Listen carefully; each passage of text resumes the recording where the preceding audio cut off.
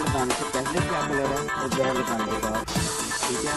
आप अगर मशीन आपके पास अवेलेबल नहीं है तो फिर आपको मजबूरन हाथों में चाल लगानी पड़ती है। अगर आप हाथों में चाल लगाते हैं तो ज़्यादा पूरी किट लिया करें, पूरा फेस मास्क जैकेट पूरा शूज़ वगैरह ये पूरी किट लिया करें।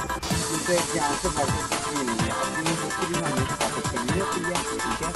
तो आपका बहुत शुक्रिया आने के लिए और खाइए और जहाँ पे करते हैं हम आपके लिए ये सब कुछ लेके आए हैं, ठीक है। आप अपने बजट और देखना जैसे कि आपके कंफर्ट देते हैं, ये कौन भाई देते हैं, वो आपको बता रहे हैं, ठीक है। जी।